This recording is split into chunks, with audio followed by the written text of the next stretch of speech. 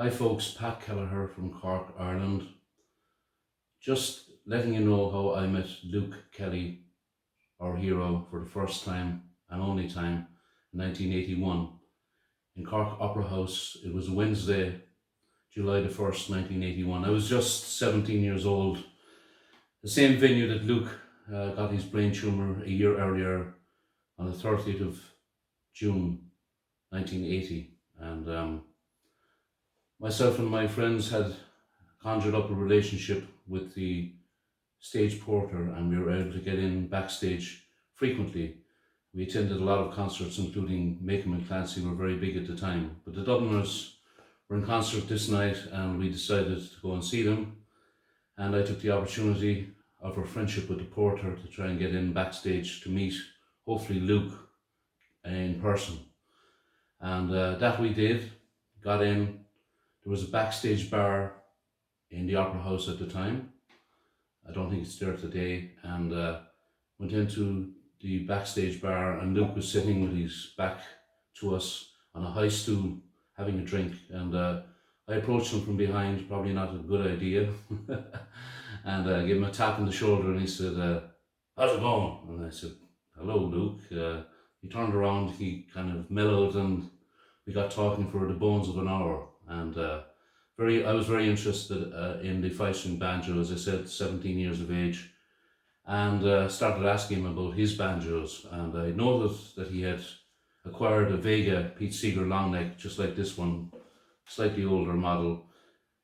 Prior to that, he was renowned for playing the metal or the aluminium Merlin banjo, and he told me that that had pretty much fallen apart. And so he acquired the Vega in New York through a magazine called Mugwumps. My older brother subscribed to it at the time, and his sister acquired it for him in America. And $180, he told me, the Vega cost. So after talking about their great concert and my interest in folk music and the banjo, he said, "Hold on a minute," and he goes to the dressing room, gets his banjo, brings it in, and he says, "Have a go off that." So I was shaking in my shoes, as you can appreciate. But anyway, I gave it my best shot, and I did a verse of The Travelling People. And as I played it, he stood about 15 feet away from me. To all you young folks, that's about 5 meters, and listened while I sang and played. And he also came up and moved my hand between the neck end and the bridge, because different sounds can be had. I'll demonstrate it as I sing a verse. I'm a free-born man of the travelling people, got no fixed abode, with no mad Siam numbered. Country lanes and byways were always my ways. I've never fancied being lumbered.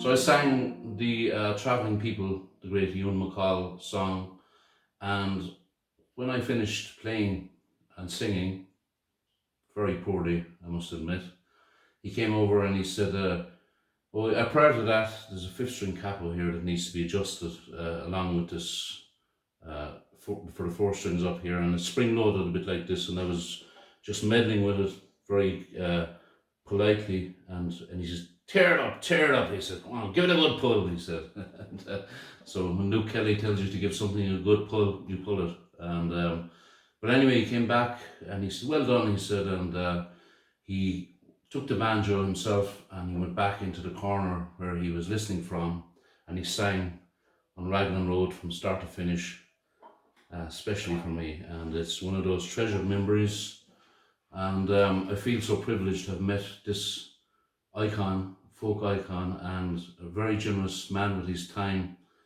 And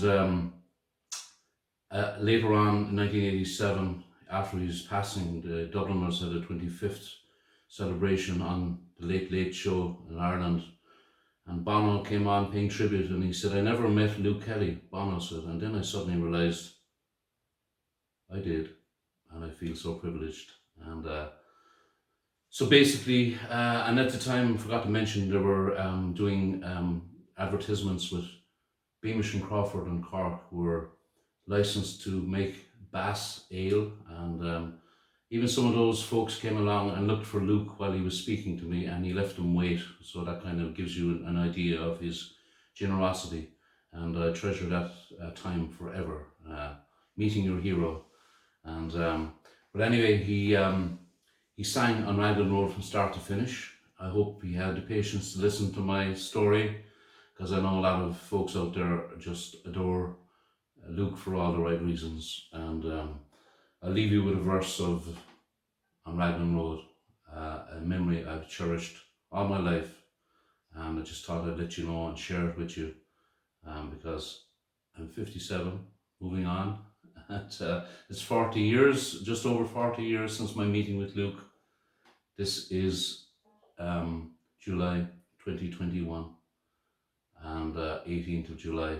So folks, hope you enjoyed my little story about the meeting with Luke Kelly, 1981, Cork Opera House.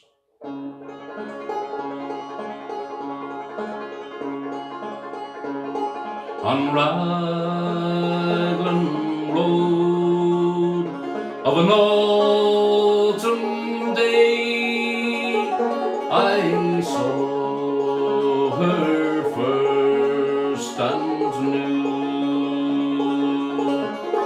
that her dark hair would weave a snare that I might one day rue. I saw the danger and I passed along the enchanted way,